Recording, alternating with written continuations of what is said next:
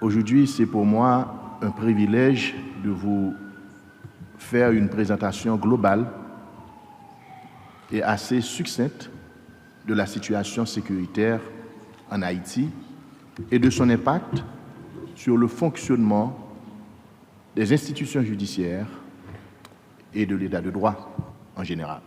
Haïti fait face à la plus grave situation sécuritaire de son histoire. Plus de 60 gangs armés ont été créés et parmi ces gangs, il y a plusieurs coalitions. En 2024, les gangs ont constitué une seule et grande fédération appelée Vivre ensemble.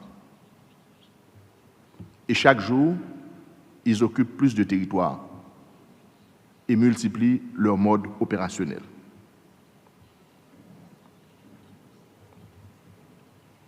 Ils fonctionnent, ils sont présents notamment dans le département du Centre, dans le département de l'Artibonite, dans le département de l'Ouest, où ils occupent plus de 80% du territoire de la zone métropolitaine. Les gangs sont devenus autonomes. Ils avaient été créés, dans un premier temps, financés et en fonction des activités qu'ils mènent, ils sont devenus autonomes et entretiennent des relations avec d'autres réseaux criminels à l'extérieur du pays. Leur mode opérationnel, c'est le trafic d'armes, le trafic de stupéfiants, le trafic des organes, mais parallèlement, ils kidnappent, ils assassinent, ils violent, ils incendient, ils rançonnent régulièrement. Les statistiques de la criminalité en Haïti depuis le 1er janvier 2025 témoignent 947 personnes tuées parmi la population, ce qui est digne d'un bilan de guerre. Il y a 231 personnes blessées, 18 policiers ont été tués et 8 membres des forces armées d'Haïti.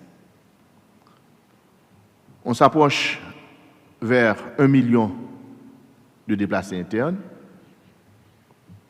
et 75% des infrastructures policières et judiciaires, c'est-à-dire 50 commissariats, sous-commissariats, antennes de police, ont été soit détruits, soit passés dans des territoires qui sont contrôlés par des bandits. Toutes les prisons de la zone métropolitaine ont été également détruites par les gangs armés.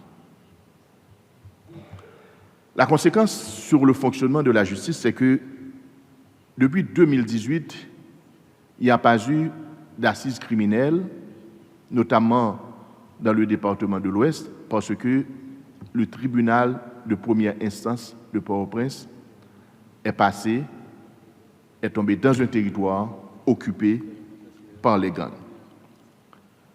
Et consécutivement, ça aggrave la détention prolongée, qui a toujours été une des problématiques centrales de la justice haïtienne. Aujourd'hui, nous avons près de 8000 personnes en détention, et le fait que plusieurs prisons et centres de détention ont été détruits, ces 8000 personnes se retrouvent sur un espace de 32 cm² par personne. Le Sermicole, qui est un centre de rééducation des enfants, est devenu une sorte de complexe où l'on retrouve toutes sortes de prisonniers. La prison des femmes ayant été détruite, les femmes sont transférées au Sermicole. Le pénitencier national ayant été détruit, les accusés, hommes, sont également détenus au Sermicole. Et par conséquent, il n'y a plus de possibilité d'organiser des activités de rééducation pour les enfants, ils sont automatiquement devenus des prisonniers. Il y a une situation humanitaire inquiétante avec le VIH-Sida. On a pu identifier environ 2000 personnes dans les centres de détention atteintes du VIH-Sida et environ 500 parmi ces personnes sont en suspension de traitement. À cause des routes qui sont bloquées, les denrées sèches, les nourritures ne peuvent pas arriver à temps dans les prisons parce que les axes routiers sont contrôlés par les bandits. Mais parallèlement, le gouvernement est en train de faire des efforts.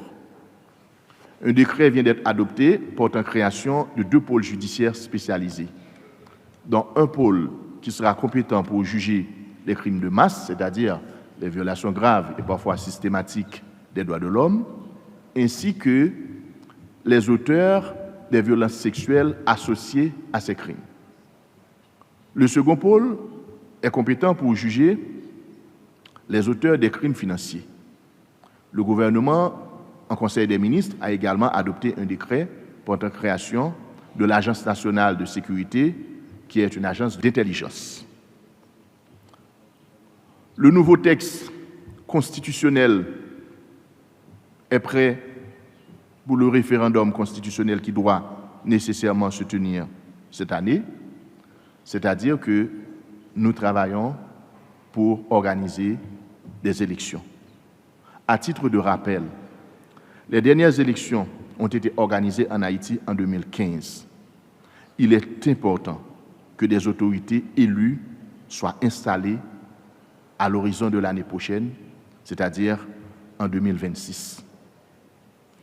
Aujourd'hui, Haïti a besoin du soutien de ses amis, notamment ses amis de la région. Il est important que d'autres moyens soient mobilisés pour résoudre cette crise sécuritaire.